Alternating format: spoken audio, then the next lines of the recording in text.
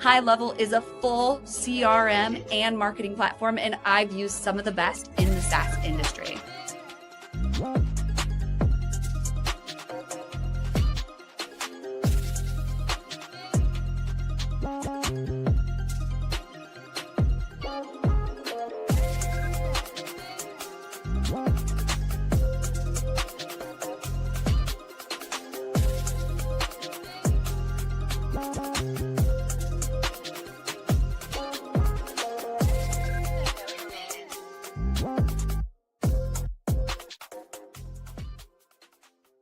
And we are live from LinkedIn, YouTube, Facebook, Twitch, and let me click go live on Instagram because they're a little complicated.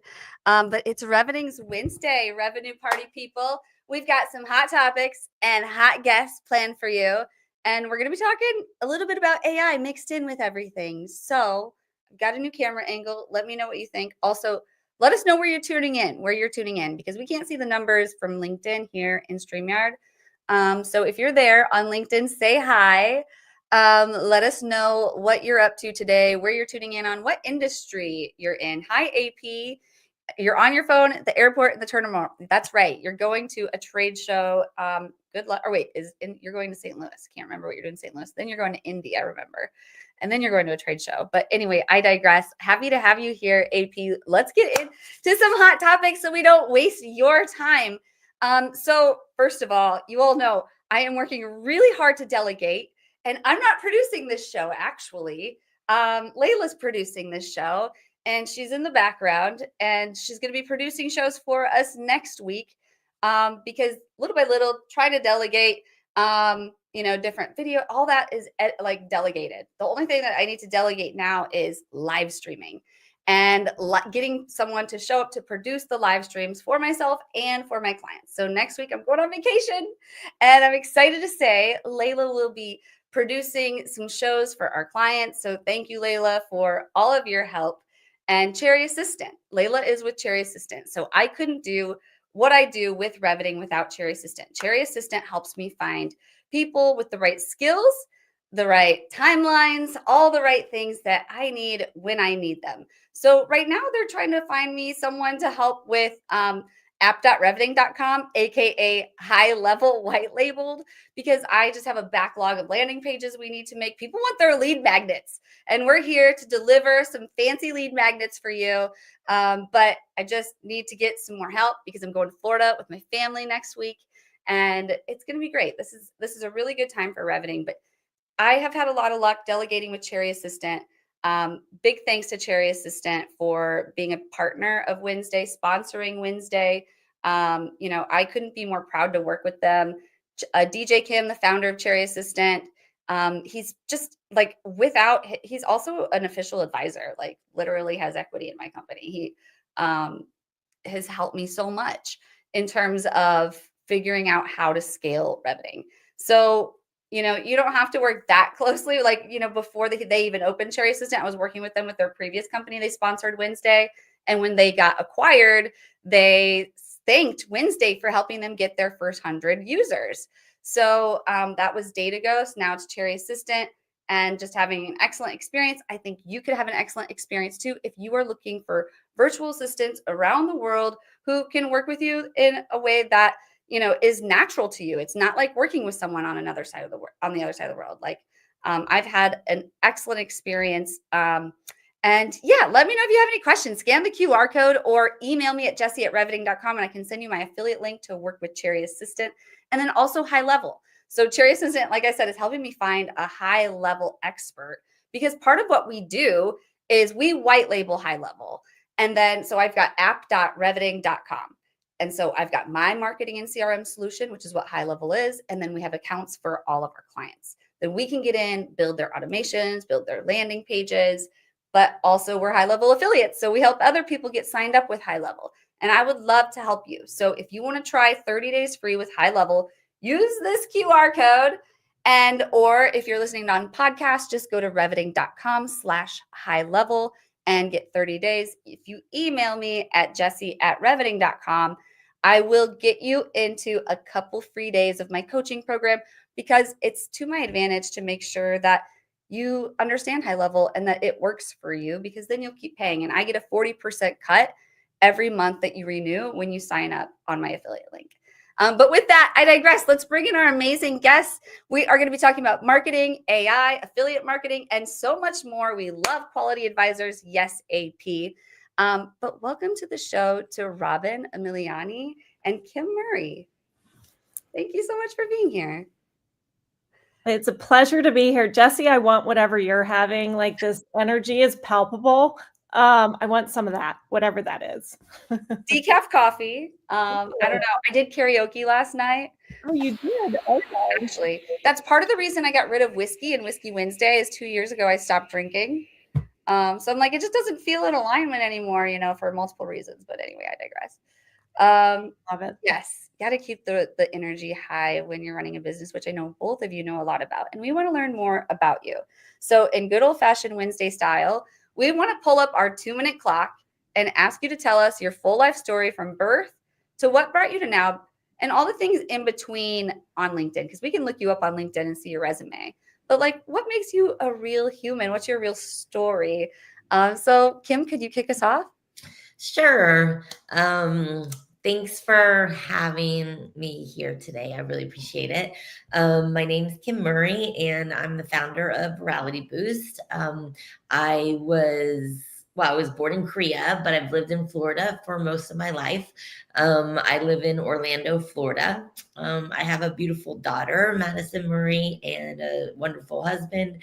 I've been working from home for a long time, for probably over 9 years. And I've worked between affiliate marketing and influencer marketing since 2014.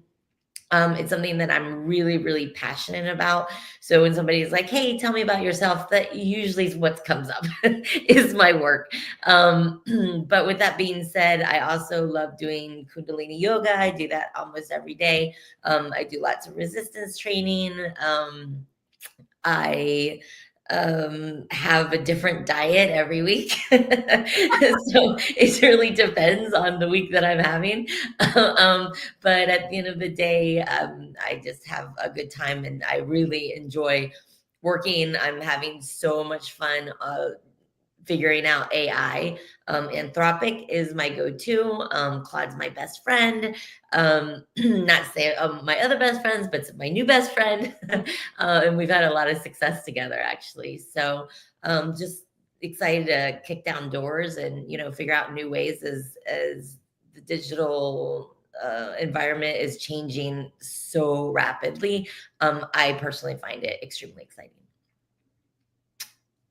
With a whole minute remaining, I'm always so impressed with people who can get it across so fast. Man, we just learned so much about you in 1 minute. Thank you for sharing that. And I'm with you. AI is amazing. I run my entire business on AI. I'm so grateful that I decided to leave my job and start a business when I did, because it was right when ChatGPT came out. And I was like, oh, okay. And it just changed things. And we're going to be getting into that a little bit. But before we do, Robin, we want to hear your full life story and everything in between that we can't find on LinkedIn in 2 minutes. Could you please kick us off? Yes. Well, it's great to meet you all. My full life story actually is pretty spicy. But I'll stick to probably the most relevant things, starting with today. So I'm co-founder of Catalyst Marketing Agency, and we're a growth marketing company, and we lean very heavily into AI for our clients. And I started the business 9 years ago. We just had our 9th birthday, and with my business partner, Jem Swartz, my partner in crime, my dear, dear friend. And prior to that, I was client side. So being client side, I was hiring partners like me, and I was always frustrated with them. No matter how much due diligence I did on the companies, they didn't run fast enough. They weren't creative enough. And they certainly didn't care about the thing that I cared about most, which was marketing should be impacting revenue. So being disappointed in them, I set out to become the partner that I never had, and was able to convince my friend Jem to do it alongside me. So, which is awesome. And I am a mom of 3 boys, 2 of which are in college. One is terrible 13. Middle school is horrible. If y'all don't remember, I'll be here to remind you of that. And yeah, so I grew up in Cincinnati, Ohio, and then followed some boy to Denver, Colorado, and was really happy about that because I love Denver, Colorado, even though it's kind of wild and crazy here today. Lots of wind, and we don't know what's happening. I don't know, the apocalypse maybe. So get ready. But yeah, so great to meet you all. Thank you for having me. Absolutely. Thank you for being here. And I relate so much to your story as well. Because I'm in Ohio for one, but I didn't start here. I grew up in Illinois, got my first job out of college in Indianapolis, then followed a boy all over the country, and now I'm here in Ohio. But yeah, let's get into our first topic. So CMO to CRO. This is a hot topic. It's controversial too. So let's get into all the hot parts about it, the evolving role. So I'm trying to remember, this is your topic, right, Robin? Yes. Okay, can you kick us off? Yes. So this topic is very near and dear to my heart. Just as you can imagine, we work with a lot of CMOs, we work with a lot of marketing leaders. And one of the biggest shifts that we've seen is the tenure is so short, and the pressure on the marketers to be able to tie the marketing to revenue is greater than it's ever been. And I think there's been some frustration from the C-suite. And so there's a shift, and they've created this role of the chief revenue officer. And what we're finding is that there are 2 people going after this CRO role, one of which is the CMO. So the marketer is going after this role, and then head of sales. And even though in my business, I'm both marketing and sales, like I will always have an affinity for marketing, just because being client side and leading global marketing teams, like that is what's near and dear to my heart. But I truly believe they're the best equipped for the job. So in the CRO role, there's, a couple functions that roll up to that. So there's marketing, there's sales, and then there's customer success. So everything being tied to revenue. But marketers, given their depth and breadth of experience, I think are the most qualified. They really understand the customer journey from beginning to end. So they're able to think about that completely holistically. I think one of the other things too is marketers understanding tech stack. Like, I don't think marketers are given enough credit for knowing and understanding the tech stack that and all of the different types of tech that are required to be effective. You have everything from marketing automation to CRM to intent data platforms to Google Analytics, WordPress, like you name it. Like, we know and understand all of those systems and can be able to pull and aggregate data to make smart and better decisions. So to me, this is a huge opportunity for CMOs to really step up and take on even a bigger role in their organization. Absolutely. Yes, 100%. I agree. And also, I think both roles are evolving regardless because of AI, like you said, in tech. Like, you have to be someone who can prompt the AI, whether you want to call me a CMO or a CRO. But part of me feels, and tell me what you think about this. Maybe this is me just like getting spicy, but I feel like we want to change the name CMO to CRO because too many women became CMO. Ooh, we're going there, aren't we? We're going there. I don't know. That is an interesting take on that. You know what? Even though I'm a woman, I don't know that I agree with it. I think it's more about the evolving function of impacting revenue from a marketing standpoint. And and even bigger than that is, especially in business to business marketing, so B2B marketing, I think what's happening is it's less about leads, which was, a couple years ago, it was all about the MQL and the single. Yes. But today it's about buying committees. And so that is a complex approach to the business, and that requires multiple groups to be able to penetrate those different buying committees versus just going out and finding a single person who joins a webinar and we're like, great, and then jump on top of them and try to get them to convert. So it's about buying committees and people in different roles. So I don't know that it's necessarily about women. I think it's more about like the marketers being held and accountable for revenue. I would have to agree with that. I feel like that has always been the case. Marketing is always, I mean, yes, we were accountable for MQLs, which was so lame. But at the end of the day, it was because of revenue. And if the MQLs weren't bringing in revenue, then marketing was still held accountable. Well, Jesse, you probably weren't alive when my early days in my career where marketing talk to me about it. Was very segmented.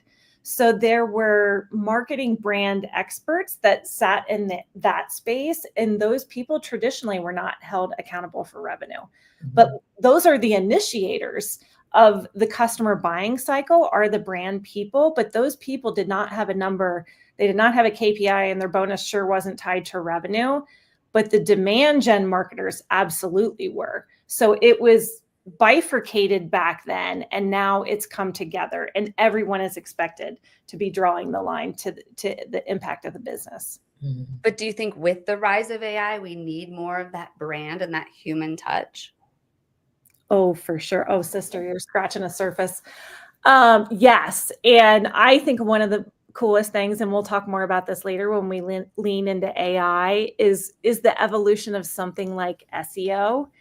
And the fact that it's no longer just about SEO, but there's a thing called GEO, which is generative engine optimization. So we're writing for these AI tools. And then also there's AEO, which is all about answer engine optimization. So SEO, GEO, AEO, now we're creating and building websites so that machines are picking it up, and also AI chatbots are picking up and finding it understandable and then able to respond to the visitor of the website.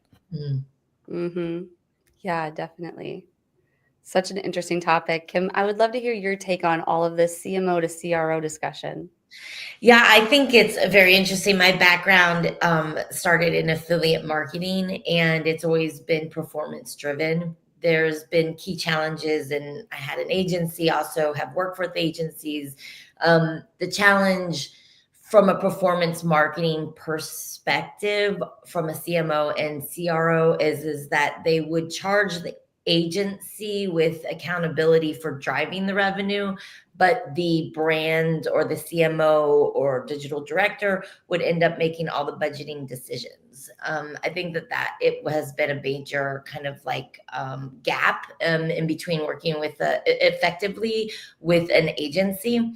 In affiliate marketing, used to be mostly lower funnel affiliate. Then, of course, influencer came in. Now it's editorial. So now you're talking performance PR. You're talking top of funnel. Then you need bottom of funnel. How are you going to drive into retargeting? Then you have different divisions that have different budgets. So their social media is a budget, and their paid their SEO or their Google. But now all of that is just like coming together, and so the CMO is having to look at all of the budget, and then looking, from my experience, from enterprise, talking fashion, home goods, that type of thing, they really are looking more at year-over-year revenues, and then figuring out how do they generate revenue targets, look at each department and how they've been budgeted, and then figuring out who's kind of driving the momentum, and then shifting budgets in real time. And that, to me, is a CRO role. The CMO role, they're kind of balancing the brand side and the awareness, and they still have a PR firm, and all of that is effective. But you do need somebody that is holding the line and being like, okay, but how are we going to hit our revenue target? Or what's our year over year? What budget do we have left over? Or that type of thing. That, to me, is a CRO role. Yeah. Oh, so interesting. And another really controversial topic that comes up on here regarding this, I'll move on to the next one, we don't have to get into this, is who should marketing report to? Is it, like if there's no CMO and there's just a CRO and like a VP of marketing, And mind you, a lot of the people in the audience come from SaaS, a lot of startups. That's my background is SaaS startups. So that's usually the debate is, do you have a CMO or do you have a CRO? And then, I would go with a CRO personally. I think that Robin's 100% correct. That is the next generation, and the next generation is right now. We're in the next generation. It is. Yeah, don't be afraid. They need to be a growth person, and they need to understand brand and probably have a personal brand themselves. I think that probably any type of resistance there would be because of accountability. I think Robin mentioned that, but it's making the decision, holding your revenue targets, figuring out if you're on pace to hit them, whether you hit or you miss, and then being very real about the fact that, like, we fell short on traffic and I made these decisions. This is how I make it better. That's a RO role. To me, a CMO role has traditionally been kind of like, how do I look right? and that's a whole different goal. Oh my gosh. Spicy, Kim. I mean, because you can always play with the data to be like, I think that it actually came in this way according to the attribution data. Right, exactly. But I think it's more exciting and it's more powerful to have total accountability, right? And to understand, and because we are in a new frontier and you have AI and everything like that, you have to be trying a lot of different things, and you have to be probably more willing to be wrong than to be right. So then you can figure out how to get right, in this evolving That's space. such a good point. Because at the end of the day, it's like science, right? And in science, we set a hypothesis and we go test and we try not to like pick a side. Yeah. We create reliability. We talk about our limitations so we can be aware of these things. And that's really what we should be doing in marketing too. And some of them are going to fail. And then we have to recognize it and move on. Right, and move on. But I find there was this quote, forgot who said it, but he said, there's nothing scientific about science, because at the end of the day, when you're asking the question, you intuitively know the answer you're looking for. And to me in AI, like working with Claude, that I'm not getting paid by Anthropic, by the way, but working with them, like I get his feedback, but I know the difference between what it is that I'm looking for and what I'm not, which makes it a very kind of intuitive dynamic right now that we're in. Absolutely. Well, Kim, let's pull you back up and keep going here on a different topic and switch gears to influencer content distribution. A new paid channel. Yes. Talk to us about this. Okay.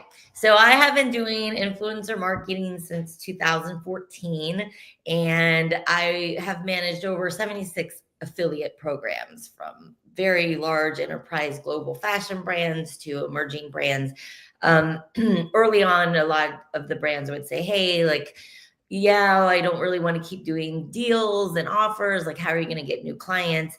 And that really, in 2014, it was kind of like the bloggers kind of going into influencer, because Instagram was really starting to hit critical mass. And so I've since launched over 5,000 influencer campaigns, more than that. And the evolution of it was really from 2014. It was like, okay, for $400, I can get a blog post, I can get 2 rounds of social, I can get newsletter inclusion and banner ads, right? So I just like paced. And then it was $400, completely affordable. We usually ran 5-10 influencers. And that, from the perspective of today, was organic, right? So the influencer had the audience, they had it on the blog, we could get organic reach on social, etc. They had newsletters, so that was usually dependable traffic. So you fast forward to today, and influencer marketing is a pay to play channel. And so it is, from my perspective, the most mismanaged channel I've ever seen. It's overcomplicated, and I position it as a paid media channel, but I really want to define that. I think a lot of brands believe that you have an influencer write a post and then you kind of sit back and, you kind of watch what happens. I work with influencers that would be considered micro influencers, general lifestyle, so under 200,000 in followers. But a lot of them, most of them, in fact, all of them, don't really have that much impact over their performance. So they have their audience that they've worked hard to develop. They have their unique voice. They have their positioning in the marketplace. But at the end of the day, you still have to pay to play. So I could get 25 influencers to post 25 organic posts and I'll get no traffic. So the paid media really comes into the influencer posting, and then you have to really work in a complex environment, which is Meta platform, and you really have to focus on the boosting. So there's really two different skill sets, three, that I would say for successful influencer marketing. And that's certainly working with the influencers, the creative part, and definitely on the ad operations part. We work with influencers as distributors, not as UGC. So UGC is going to be user-generated content. You say, hey, here's this pen. I want you to focus on the pen. I want you to, create content around it. I want you to post, put on your stories, put it into a reel, put it on your profile, use your Facebook account, maybe add Twitter, et cetera, et cetera. That's difficult. It's difficult to scale. It's difficult to control, and it's difficult to run large-scale influencer campaigns. So at this point, the way we look at influencer is really about influencer distribution, scalability, and driving action. So the main one is the traffic, qualified traffic, and then we calculate a CPA in an AOV, or unless it's a lead like a SaaS or something like that. We look at different other metrics. But we also do full funnel. So we're using influencers as distributors, right? So we run 10 influencers and they're going to have 10 different audience profiles. We can get as detailed as a zip code and target on a zip code level, regional level, national level. And then you run full funnel, meaning that if the brand is unknown, then we can work with editorials, and we have deals with editorials. Well, they'll write an article and then we'll have influencers distribute that content. So that's very effective in helping build trust and credibility. Or other content is kind of like, hey, product launches, or, check out the sale, all of that type of thing works. But the reason you want to approach influencer through influencer distribution is the top one is going to be cost. The second one is that you control your messaging and you control your creative assets, and it's highly structured and it's measurable. So at that point, we know what influencers are doing well and we know what influencers aren't doing well. And then if the brand's running a program with us, then we're able to pull out the influencers that don't do well, add ones that are in, and pretty soon they have a pool of influencers that are just blowing things up. How incredible. So yeah, I have so many questions, but just based on my own experience, I do the TikTok seller stuff or TikTok shop stuff. I guess I'm a TikTok creator. So I'm the influencer. I have an audience of 13,000 on TikTok. And I love it because I get free stuff. Like this is the outfit I'm selling. Layla dropped the link earlier. Okay. This is from a different one, but that's not the one in the link in the video. But yeah, you were saying it's super hard to find, and correct me if I'm wrong, maybe I misheard you, find the influencers for those type of campaigns where you're selling the thing. It's also really hard to be the influencer on that side and scale those without putting ad money into it. It's not something organic. Yes, exactly. I'm not, unless I put ad money into it. I got lucky twice where one video from a year ago, randomly, like that product just took off and I was one of the early videos on it. So, you know, it's like, but still nothing more than $1,000 on one product. You're not going to get rich on like, that's like lucky. Otherwise, everything is like, oh, I may get $10 from one outfit. And it becomes, I feel like, more of a branding thing for that. Like they're interested in the micro influencers. I guess I consider myself a micro influencer on TikTok. But I don't know, could you talk a little bit about that? Like, what can creators do in these situations? Yeah, it's a key challenge for them because you have a lot of starving creators, and at the end of the day, we don't work on TikTok. It's for very specific types of brands. It's algorithms are different. So I understand Meta and Instagram a lot better, and it's hugely scalable and predictable. And so the way that we run influencer, it's very, it's from revenue targets and trying to hit those goals. From a creator's perspective, their life is hard. And, you know, the ones that are like, oh, this influencer made, you know, blah, blah, blah money. And this one video blew up. It's like probably one video out of like her, like 10,000. Exactly. Exactly. And it's that like kind of one shot story.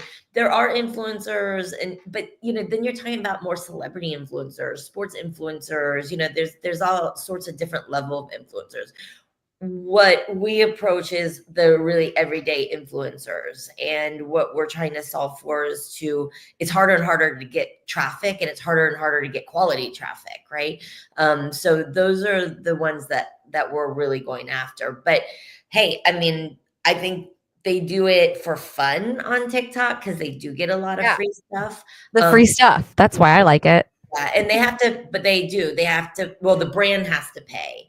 Obviously. And, right. Yeah. So, and I think that that brands are still thinking that influencer is going to take off without putting budget behind it, which is what which I think maybe I might confuse people, but why I call it a paid media channel. You have to pay for the influencer and you have to pay for the budget, right? It's the two go together. It's no longer organic. And if you think it is, it's crickets.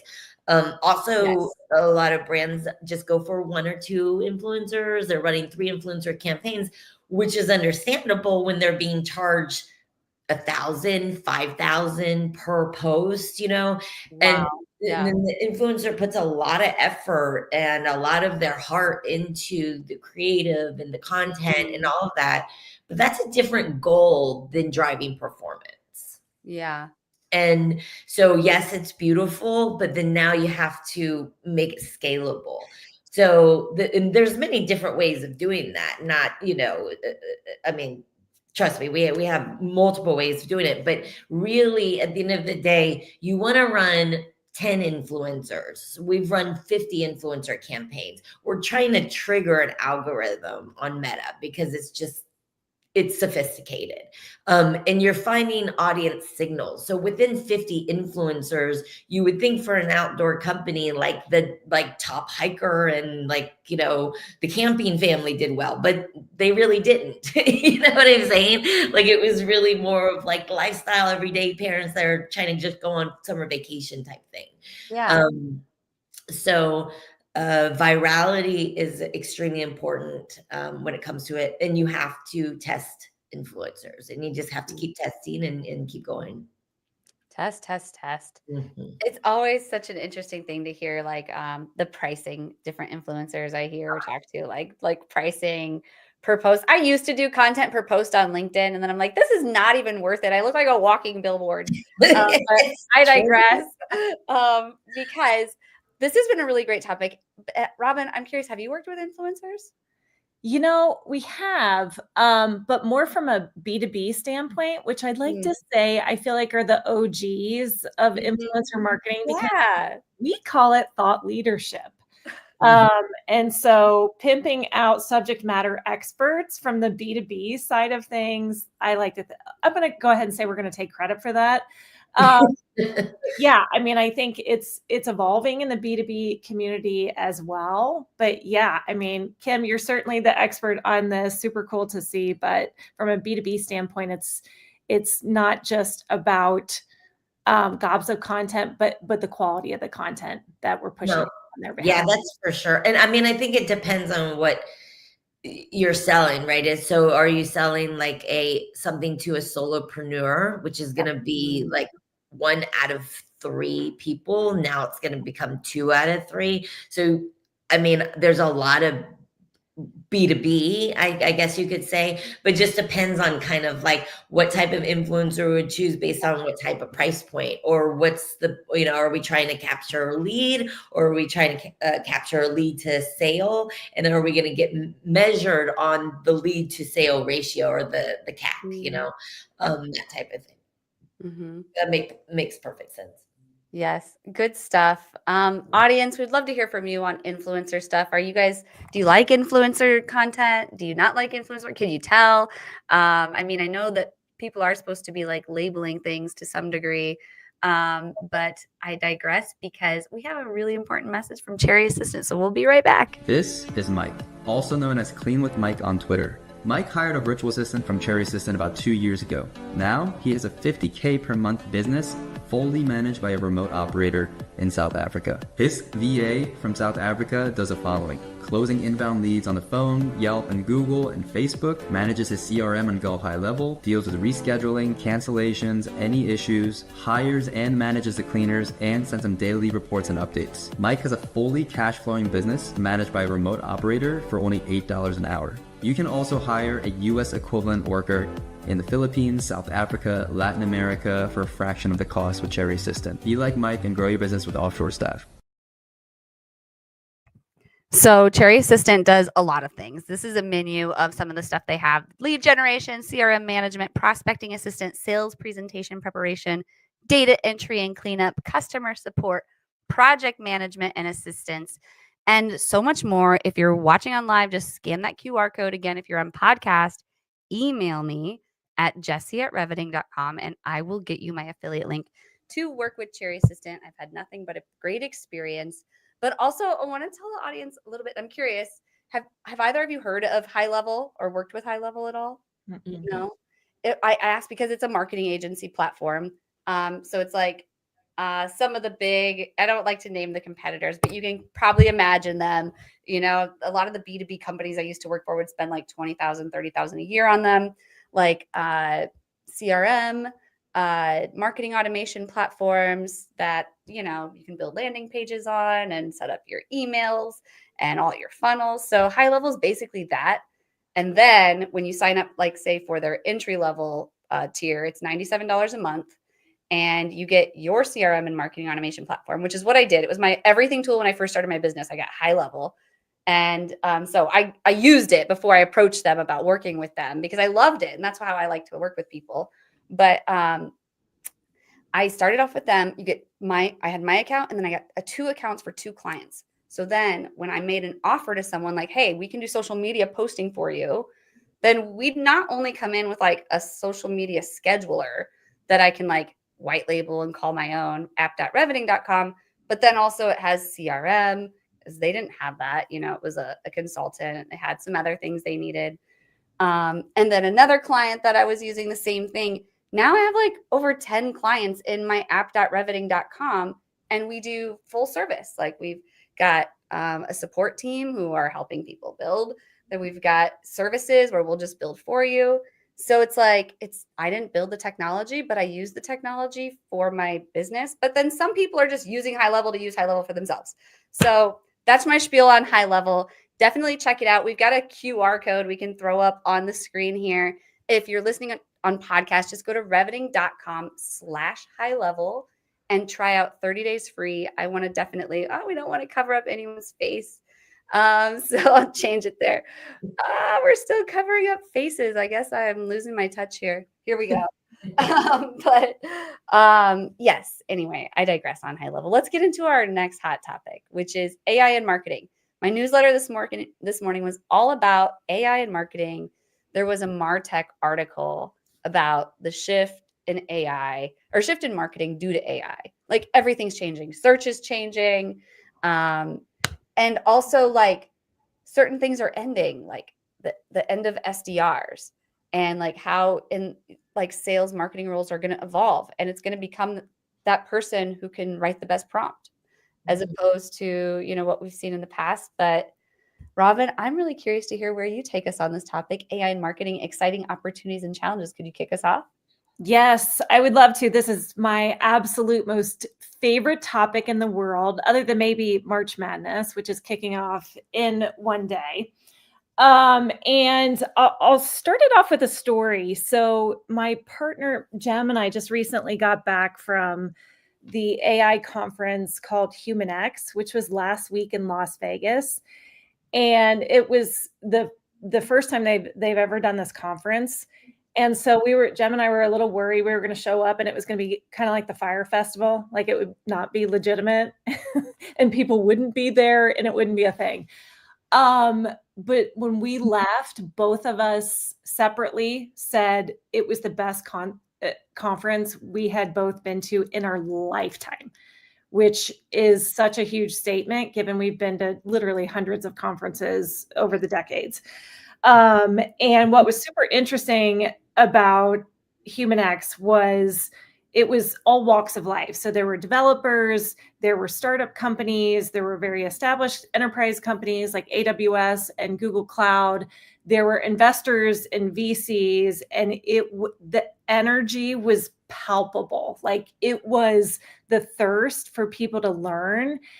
And the two biggest takeaways I got from it, number one, were the tools, like the sharing of tools and the recommendation of the different tools to use for different tasks was, I mean, I couldn't type fast enough. Like we were running from session to session to session to learn as much as we possibly could. Because at Catalyst, at our company, our team is adept at using AI, and we have a deep tech stack that we're all leveraging for various functions of each of our roles here. But it was just cool to hear some more, and well, not some more, like a lot more, and then try to figure out where are we weaving this into our tech stack, because our clients are really overwhelmed, and they're like, we know we need to be using AI, and we're using Gemini, we're using Claude, we're using Perplexity, but what are the other tools that we should be using that's going to benefit me and my role and then benefit my business as well? So got a lot of great tips. And one of my most favorite quotes that happened during this conference was a woman she's head of media for a company, I believe, called Command. And she said that AI is not replacing marketers, but it's giving them superpowers. And I was like, yes, that is exactly what's happening. Like the capabilities we now have, and now that we can bring all these thought partners into the mix, it's making us faster. We're able to personalize more. We have more predictive analytics. And then we have everything at our fingertips that we can create. So to me, this is like probably one of the most exciting times that we will all experience. And somebody likened it to, in the next 10 years, we will have more progress than we will have in the last 1,000 years. Oh, wow. So buckle up, people. Like this is like, just really embrace this time and just see it as not an opportunity. And whether you're a creative or a copywriter, like just lean into it and know that it's only going to make you better at your job. Be aware of the parameters around that, but like we can't be afraid, and we need to just charge into the future. I mean, at this conference, there were robots roaming around us. Like I literally felt like I had stepped forward 100 years at this conference. It was just super Oh, wow. That's incredible. I love what you said too about how just pay attention and get involved because things are changing. And like, what did you say? How fast things are progressing? Like we're going to have as much like progress in like the next 10 years than we've had in the last 1,000 years. Mm-hmm. That is so amazing to think about. And the article that I pulled it up that I was writing about in the referencing in the newsletter this morning, I'll put it in the LinkedIn chat but basically it was saying some of the marketing functions that are going to disappear because of AI are demand generation as we know it, B2B influencer marketing, SEO and content, outbound performance marketing, SDR, BDRs, early stage discovery demos, solution selling, customer success. Like this is a lot. And they're saying by 2028, which these are all the GTM sub-disciplines that will disappear. This is martech.org. And it's all due to the rise of the AI-driven buyer. What are both of your thoughts on this? Kim, what's your take on all of this AI stuff?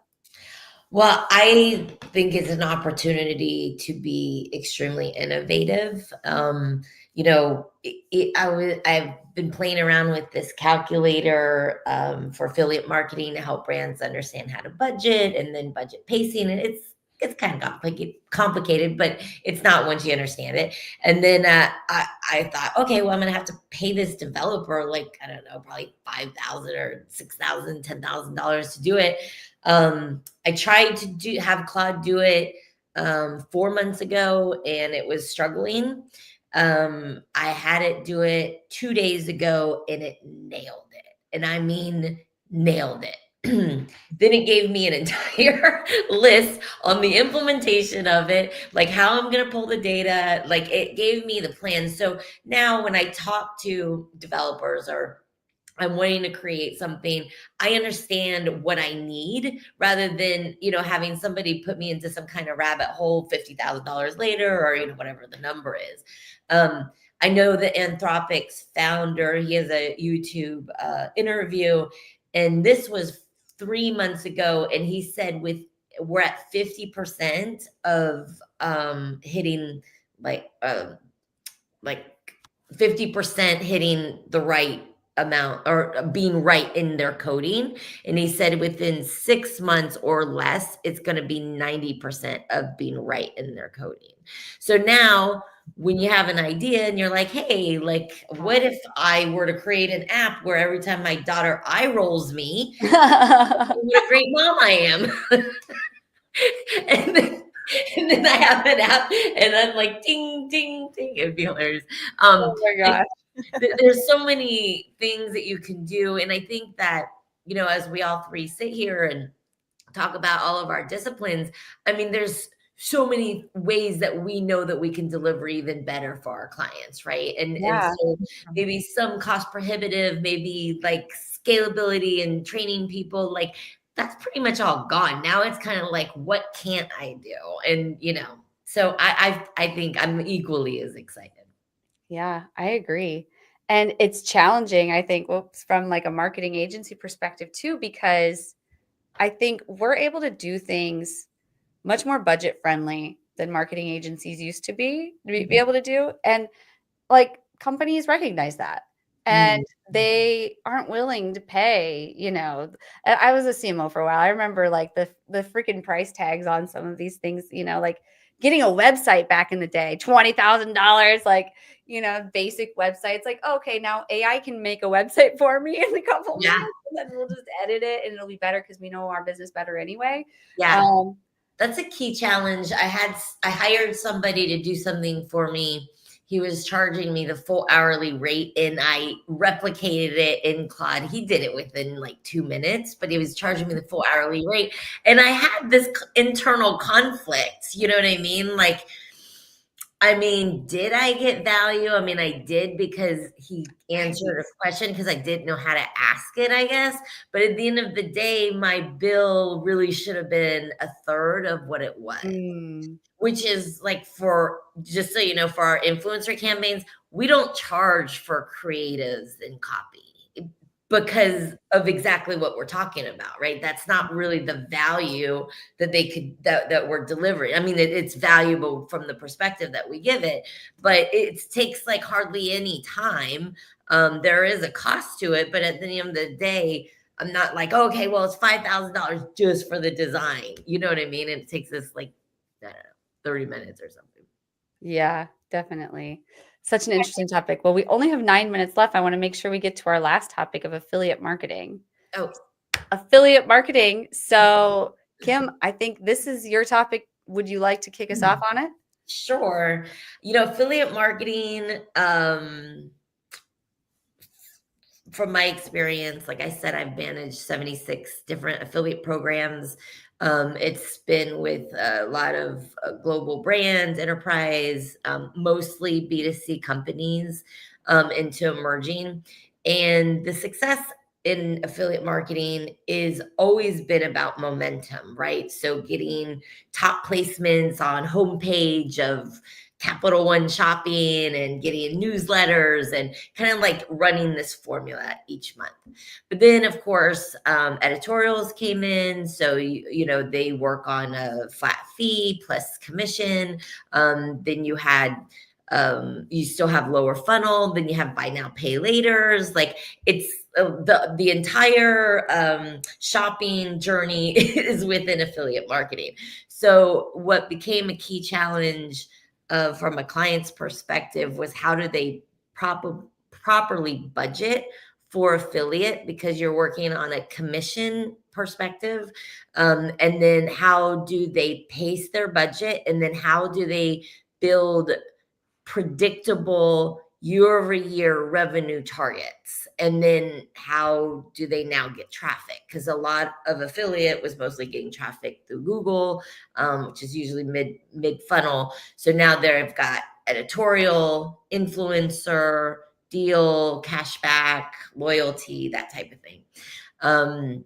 So really my specialty in affiliate has been about building revenue targets using traffic numbers, average order values, conversion rates, looking at historical, and then basically building out a budget pacing sheet and also a budget planning sheet. Because if affiliate is driving a lot of momentum, and a lot of brands will take money out of different divisions and invest it into affiliate.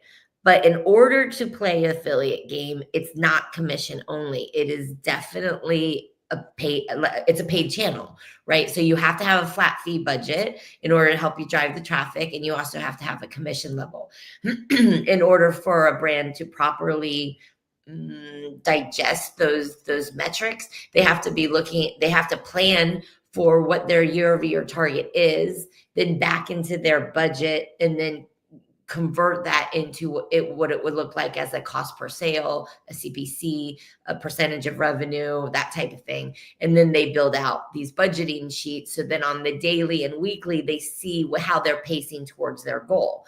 If they're pacing ahead of their goal, they're good, or they can invest more money. If they're pacing behind their goal, then we need to do the brand obviously needs to take action to hit their revenue targets.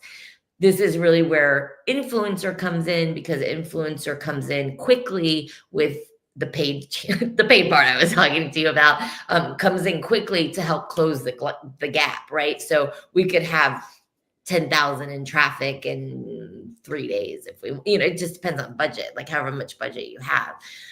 So I've really taken influencer and kind of was built on the backbone of what I had learned from affiliate and pacing and things like that. And then trying to close the gap. It's always about the traffic, right? That's the more predictable number. But at the end of the day, when you look at your monthly, it's either going to be the conversion rate, the average order value, or the traffic number that is going to like kind of go up and down. But that's basically how I approach affiliate marketing. Yeah. Well, thank you for sharing that. I can see how like affiliate marketing, of course, and influencer marketing kind of go hand in hand. Yeah. But Robin, have you done much with affiliate marketing? What's your take on all of this? Yeah, personally, I haven't, although we have deep expertise in partner marketing, which is comparable, but like its own beast. And, you really have to have marketers that specialize in something like that because of the complexity around that and the nuance between partners and then the brand or the association that they're working with. How would you differentiate that between partner and affiliate, Robin? Yeah.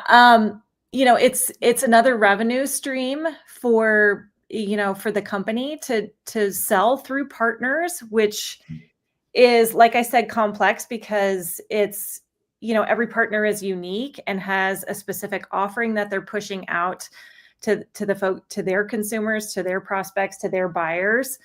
I think similar, an affiliate does the same thing. Back in the day, my ex-husband worked for one of the first affiliate marketing companies, and one of his clients was Martha Stewart, back when she had that whole Home Goods and all of that. So it was fascinating to watch, how she really exploded her business because of affiliate marketing, and how she built her brand that way. Well, I know affiliate and partner marketing is used interchangeably, right? So, I mean, I always, because I'm old school, but without the old, but I'm old, I'm part of the, back in 2014, it was just a different game, 2012. But now I think that affiliate is partner marketing. It's really about, do they have an existing audience that makes sense for that brand, or do they have a way of generating traffic, targeted traffic, in order to deliver the action? Right. Or in my world, it's more industry. Which industry are you going after with that particular partner? Because that's often where they specialize, is a specific industry that they're tackling. Do you work with a lot of associations as partner marketers? Yeah, sometimes it just it depends. But yeah, the answer is yes. Yeah, that would make sense. Awesome. We're running short on time, and we need to make sure we hear of your guru of the week. So guru of the week is someone that you suggest people go follow on LinkedIn to diversify their content and get inspired, because we were just inspired by you. So who inspires you? The guru of the week. Okay, here we go. Pull myself out. Tell us all about Robin, you want to go first? Yes. So Bethany Fiveson. So she is head of marketing over at People. And Bethany actually was a client of ours years ago when she worked for a company called Fastly. Bethany, her background is she came from agency side, but you'll find she's extraordinarily intelligent, and knows all things marketing. She's a true strategist, but is willing to roll up her sleeves and get the work done. So she's impressive and has impacted corporations in a huge way. Awesome. Well, mine's Michael McNerney, and he runs Martech Record, and I think he started during the pandemic. He provides industry news. It's been focused in affiliate, but like we said, affiliate's really grown from top funnel, bottom funnel, including performance PR. He posts job openings. He provides kind of like what's the latest changes that Google is making that's affecting everybody. He talks about affiliate news, and his emails are highly entertaining. And he also gives a drink recipe in some of his emails.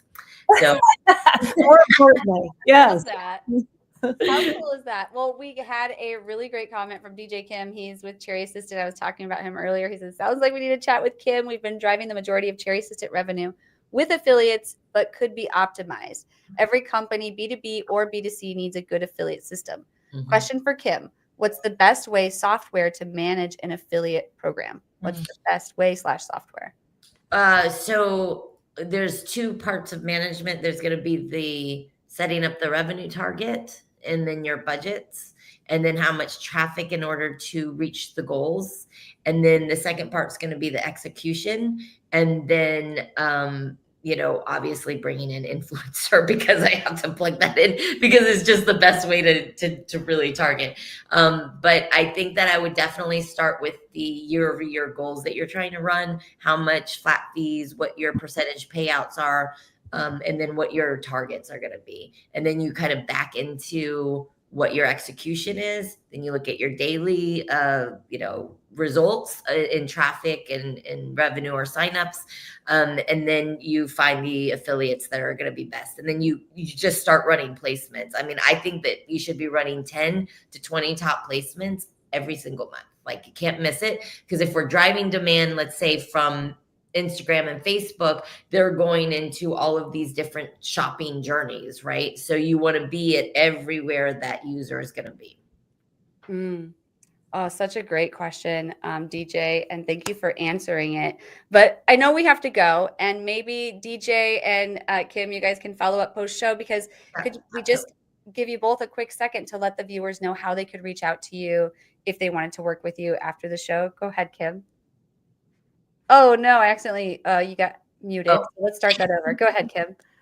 You can reach me at kim@viralityboost.com. You can go to viralityboost.com. You can also reach me on LinkedIn. I think I don't know if I'm tagged, or you can just email me is probably the best way. My LinkedIn is Kim Adolph because it was my maiden name. But if you look for Kim Murray Virality Boost, you'll definitely find me. Awesome. And same for you, Robin. Could you please let people know how they could reach you after the show? Yes, just shoot me an email at Robin, ROBIN, @catalystmarketing.io. And like Kim, you can find me on LinkedIn under Robin Emiliani.